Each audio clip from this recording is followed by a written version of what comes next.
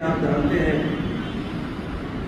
सैयद एहद अली साहब ने आपके सामने मुख्तसरन मगर आपको एक इशारा किया कि क्या गवर्नमेंट की सीमा है, गवर्नमेंट क्या चाहती है। मुस्लिम पोर्टल ये नई चीज नहीं है। वक्फ एक्ट 1995 के अंदर ये प्रोविजन है कि तमाम औकाफ की प्रॉपर्टी की 6 महीने के अंदर मालूमात ट्रस्टियान को देना वक्फ बोर्ड पर जरूरी है, अनिवार्य है। ये कानून पुराना है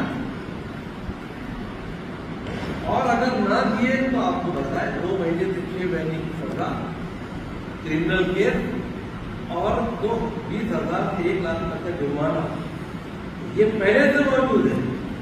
इसमें सुप्रीम कोर्ट ने और सुप्रीम कोर्ट से पहले हुकूमत वक्त ने तो 2025 का अमेंडमेंट किया, उसके अंदर उन्होंने इसका पोर्टल बनेगा औकाफ का ये अमेंड किया।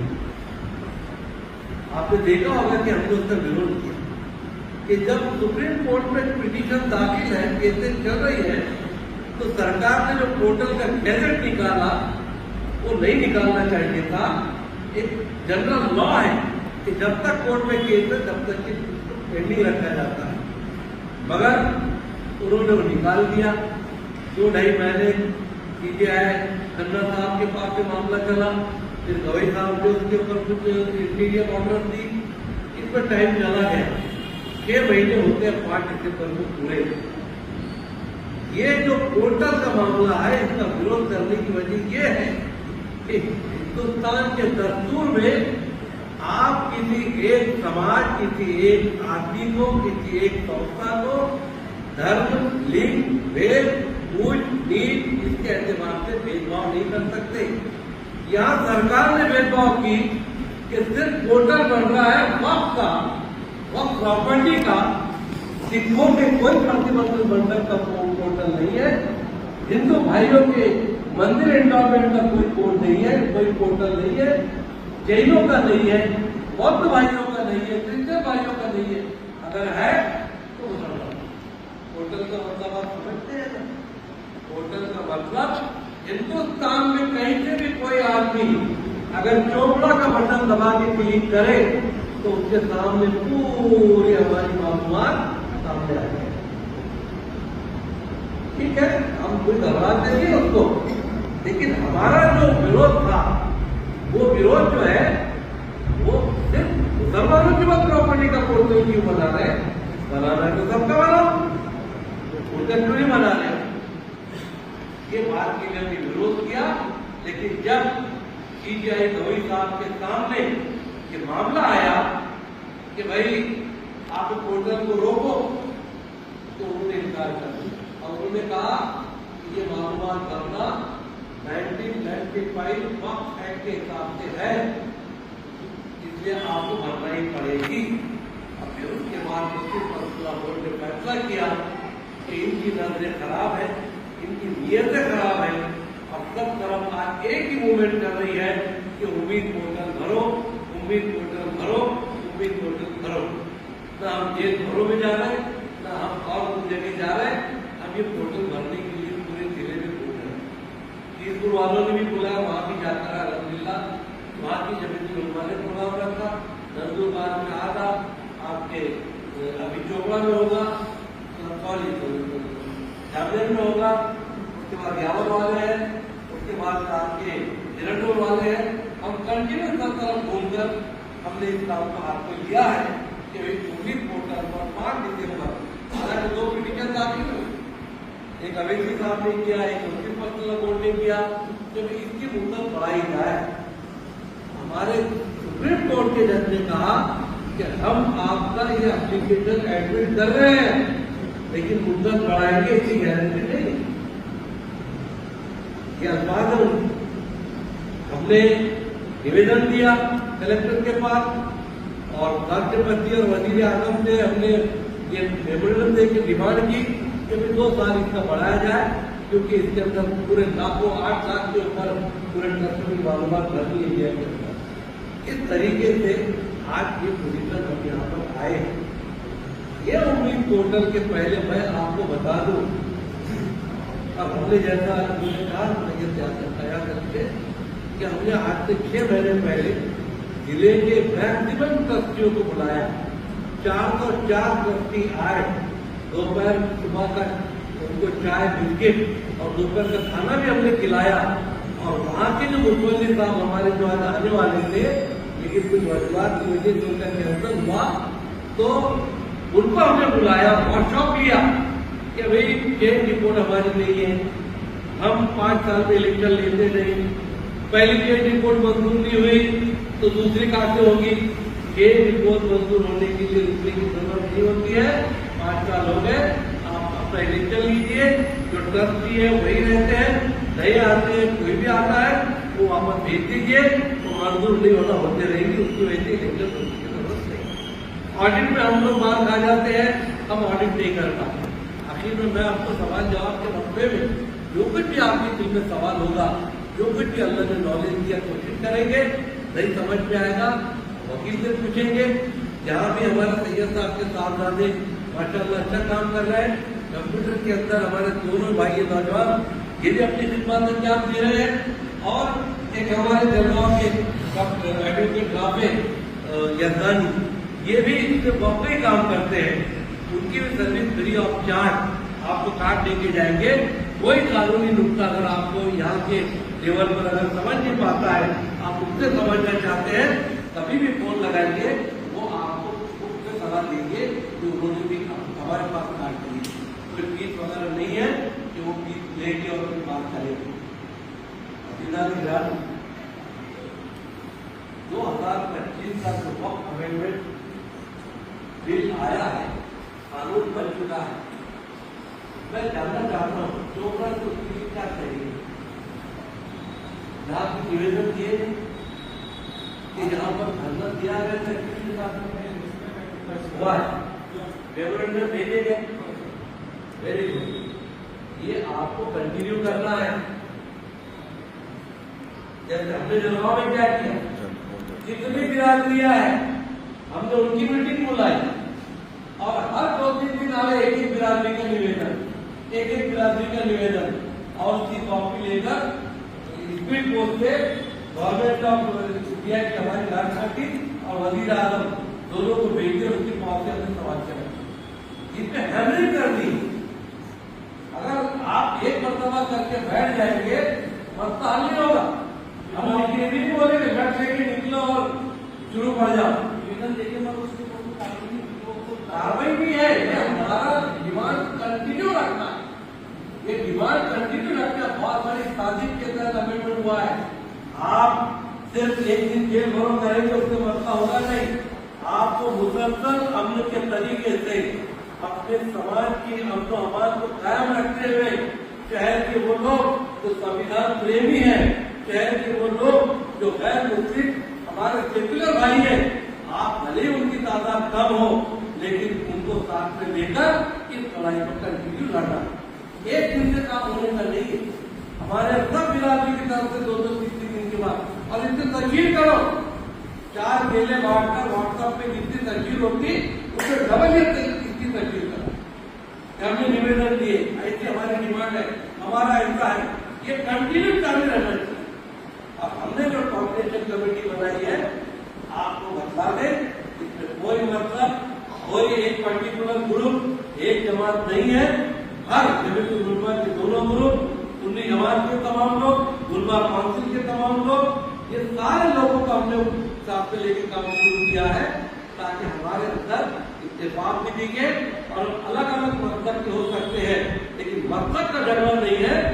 मेरी और आपकी मस्जिद अल्लाह की है, अल्लाह की जो प्रॉपर्टी है उसके ऊपर इनकी नजर बहुत बड़ी है। आप जानते हैं लोगों ने तो पीछे गन्ना साहब ने जो निर्णय दिया कुछ चीजों को रोक लगा दिया। 48 अमेंडमेंट इन लोगों ने किए, 48 अमेंडमेंट। अफसोस के साथ कहना पड़ता है कि जब हमारे अकाबरीन के वकीलों ने सीबीआई के सामने, चीफ जस्टिस ऑफ इंडिया के सामने बात रखी कि ये तमाम 48 जो अमेंडमेंट है ये गैर दस्तूरी है, इसको हटाए। क्या जवाब होना चाहिए था? मेरे जैसा कम एक आदमी कहता है कि जवाब ये होना चाहिए था कि ठीक है, अगर आप हमको ये साबित कर दे कि ये सारे अमेंडमेंट गैर दस्तूरी है, हम इनको हटा दें। ऐसा नहीं कहा हमारे वही साहब ने कहा हम कब हटा दो।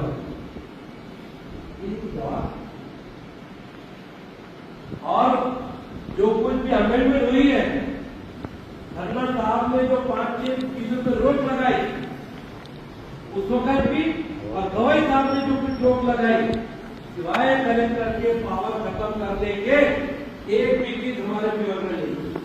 बल्कि मैं अगर ये कहूं कि जस्टिस गवाई साहब ने जो फैसला किया है वो अमेंडमेंट जो ताकत के बल से पार्लियामेंट में हो गया, उससे खतरनाक फैसला होता है।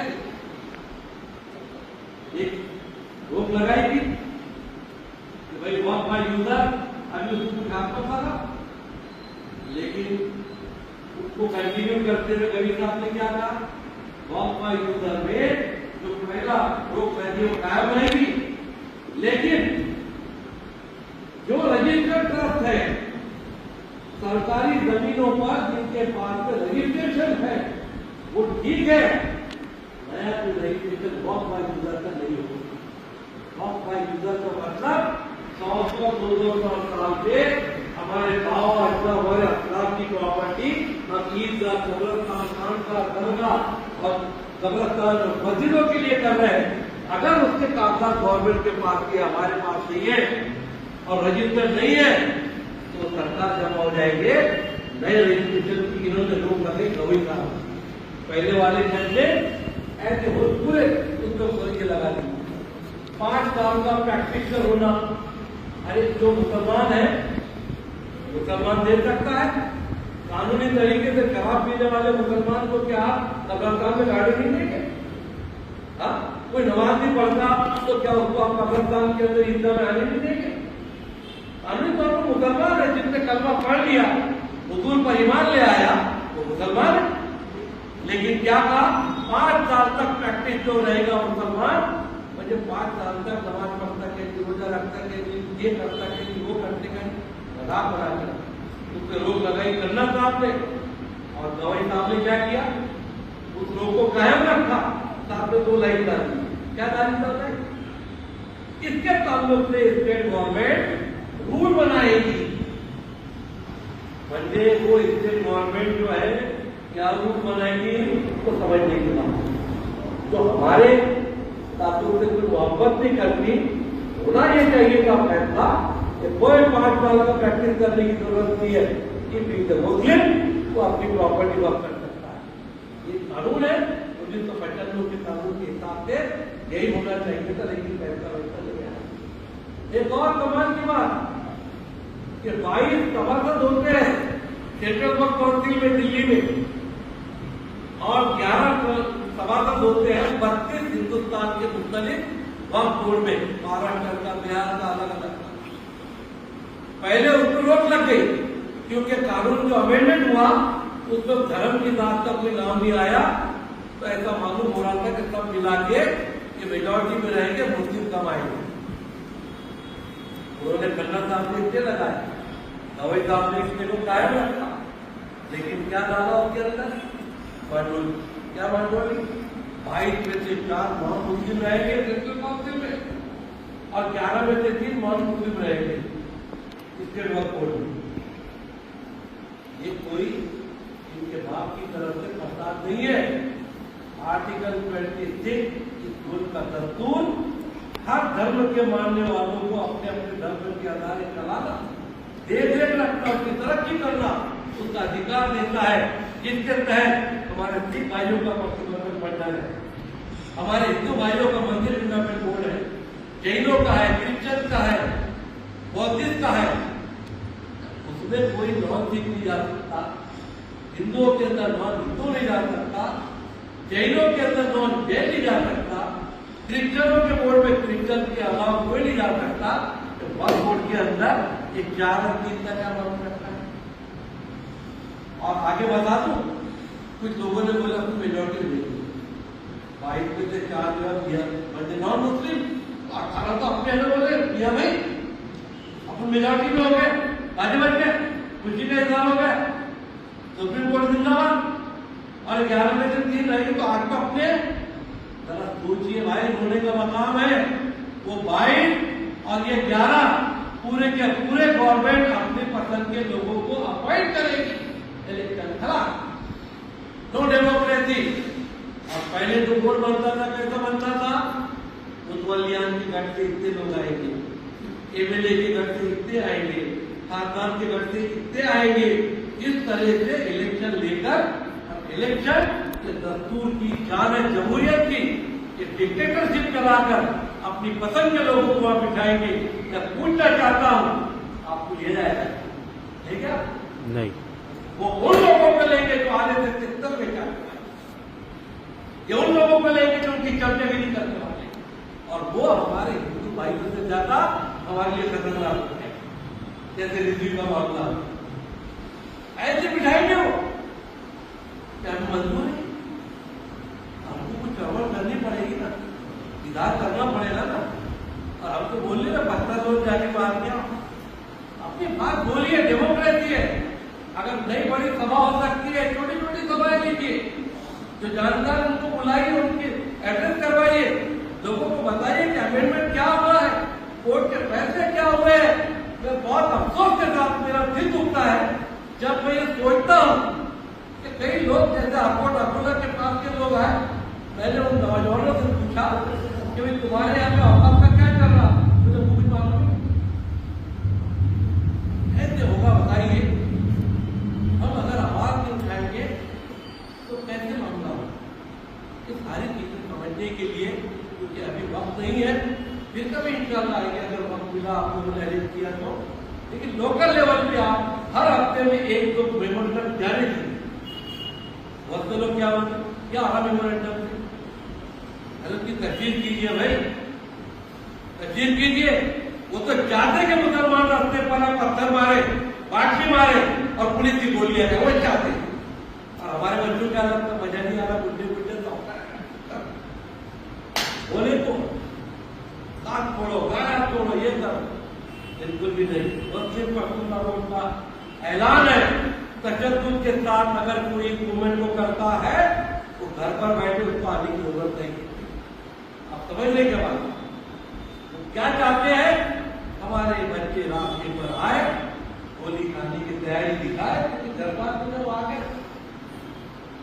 मैं ट्रस्टियों से गुजारिश करता हूँ कि खुदा ना खास्ता अगर ये ट्रस्ट की प्रॉपर्टी जिसकी आप मुतवल्ली है, अल्लाह जिसका मालिक है, अगर खुदा ना खास्ता इसके ताल्लुक से कुछ उल्टा सीधा हो गया, और खुदा ना खास्ता किसी हमारी मस्जिद को मदरसे पे अगर खुदा ना खास्ता यूपी जैसा बुलडोजर आ गया, हमारे नौजवान शहीद हो जाएंगे, उनकी लाशें गिर जाएंगे।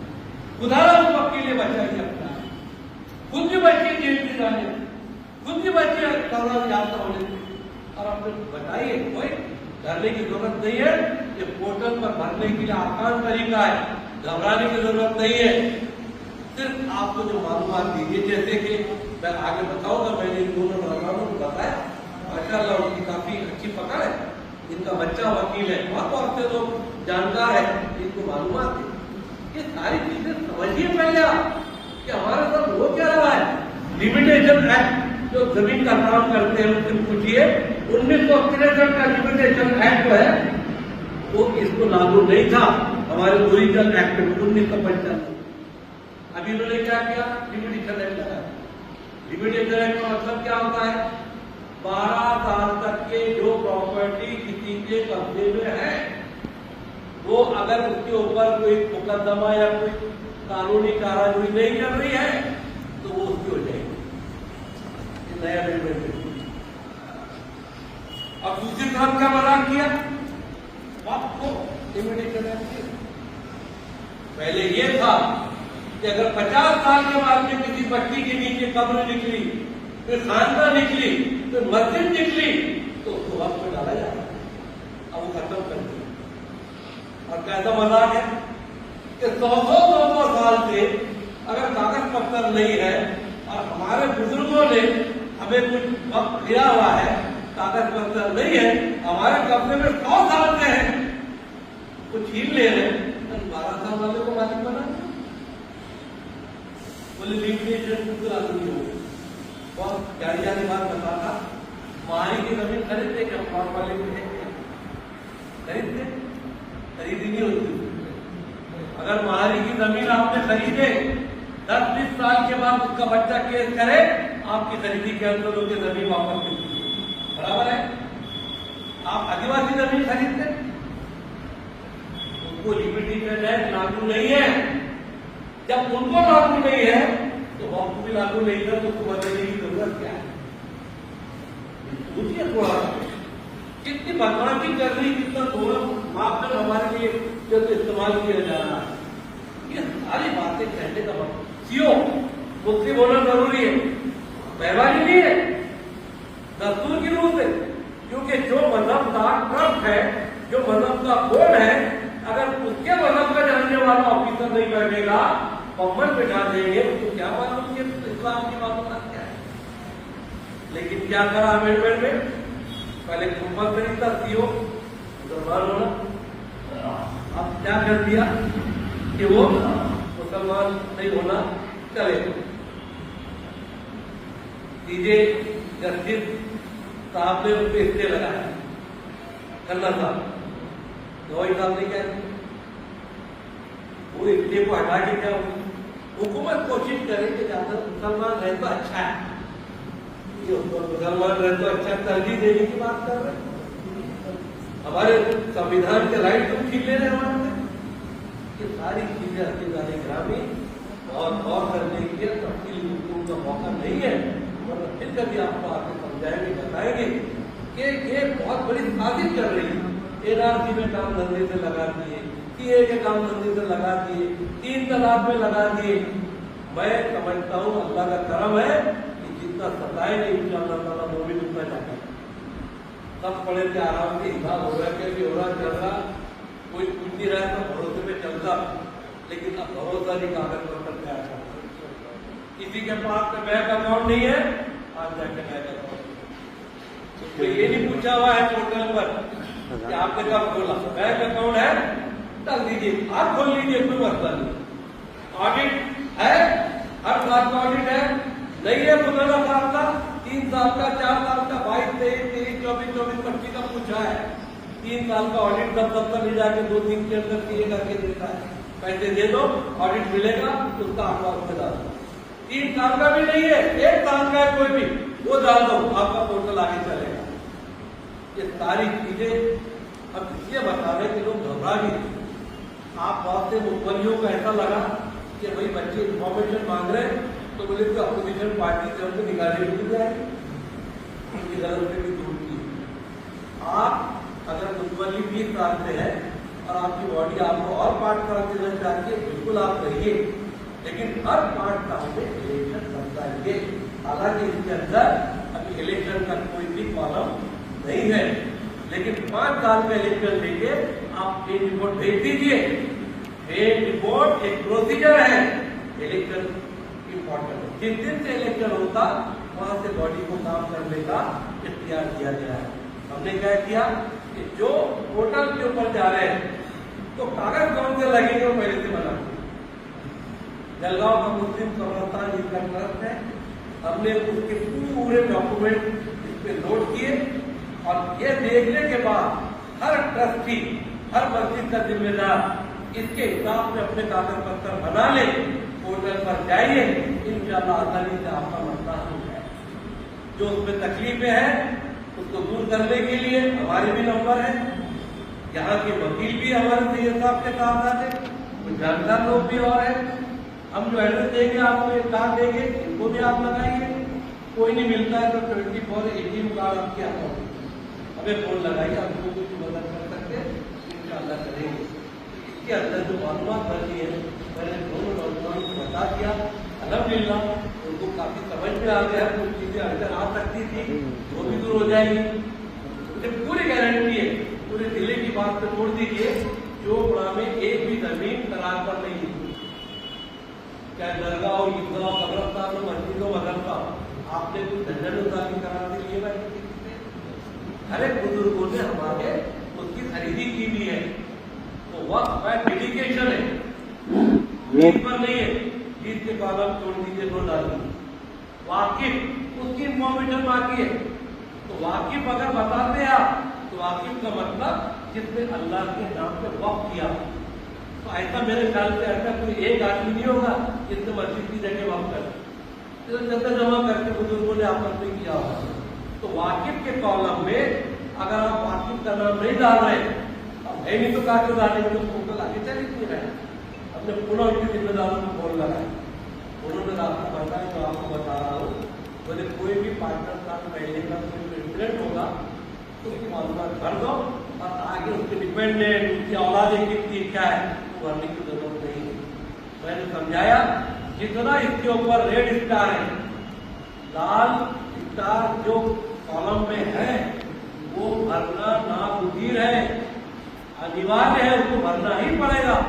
और जिसके सामने लाल स्टार नहीं है तो भरने की जरूरत भी नहीं है। अगर है तो भर लो, मगर न भरने की जरूरत नहीं है।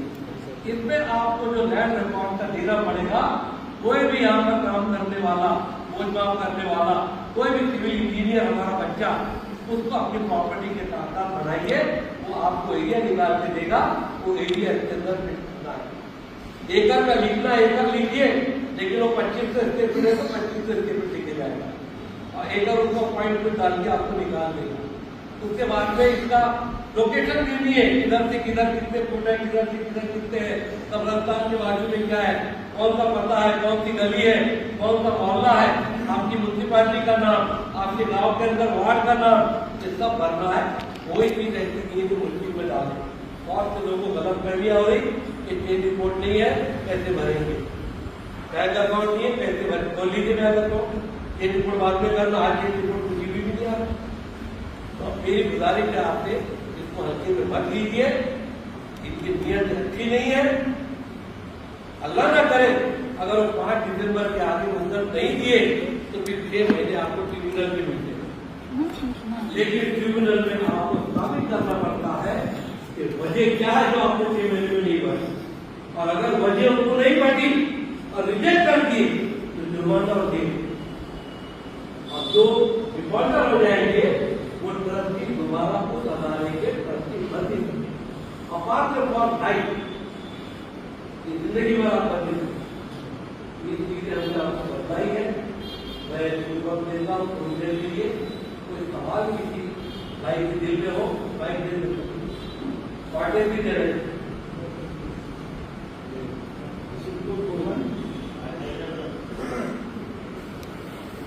कोई भी सवाल अगर आप पूछना चाहें हमें मालूम होगा तो पूरे देने की कोशिश करें।